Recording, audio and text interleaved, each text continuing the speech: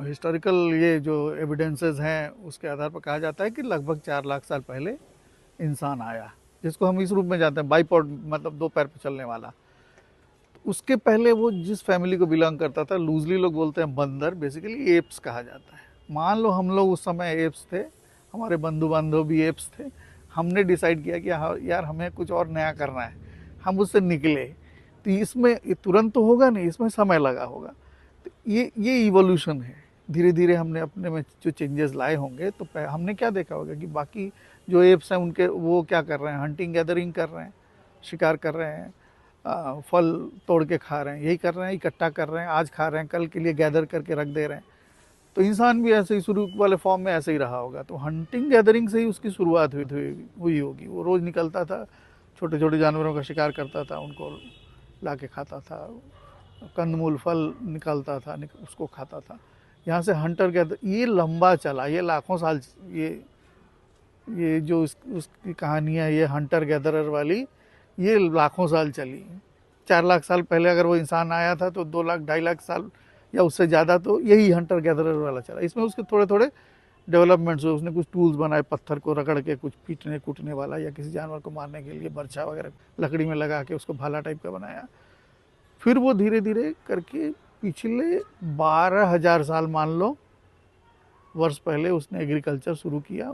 मान लो हम लोग निकले अफ्रीका से निकले तो नाइल नदी के पास आए, तो हमने देखा कि वाह यहाँ तो मिट्टी वट्टी काफ़ी अच्छी है, पानी भी है, तो रुक गए।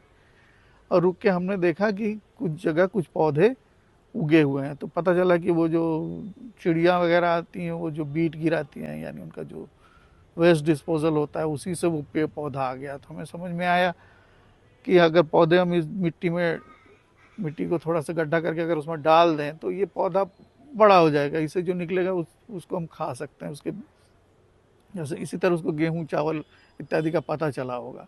फिर वो भागने हंटर गैदरर वाली लाइफ से उसने सोचा कि नहीं चलो टिक जाते हैं, यहाँ रुक जाते हैं।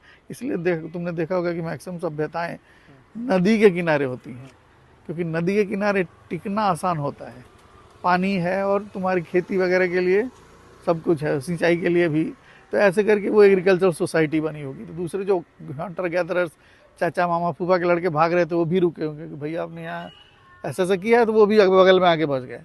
फिर कुछ जानवर जैसे वो जो भेड़िया वगैरह थे जंगली, वो भी हम लोग के साथ हो लिए। फिर उनको हमने कुत्ता बना दिया, मतलब इतना उनको डोमेस्टिसाइज किया कि वो भेड़िए से कुत्ते बन गए, वो हमारे साथ रहने लगे।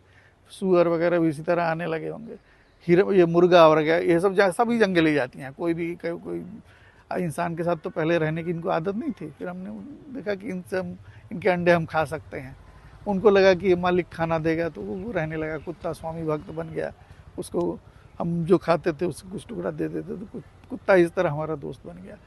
ये चलता रहता है। तो एग्रीकल्चर जो 12,000 साल पहले शुरू हुआ इजिप्ट में, मान लेते हैं नाइल नदी के किनारे से, तो ये धीरे धीरे अब दूसरे लोगों को भी पता चला होगा थोड़ी दूरी पे, तो वो मान लो नदी से दूर हैं, वहाँ भी उन्होंने कुछ उगाया होगा। और अलग अलग मिट्टी पे अलग अलग तरह के पौधे उगते थे, फल और खाद्यान्न जो है वो अलग अलग तरीके के हैं, तो लोग अपना उगाते थे।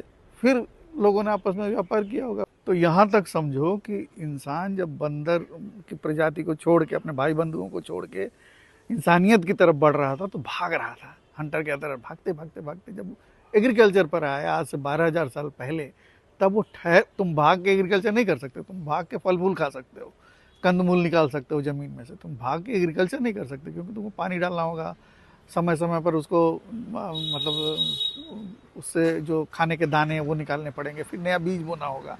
तो ये साइकिल उसको धीरे धीरे समझना था, तो रुक गया। तो इंसान ये जो भागता हुआ था ये रुकने लगा।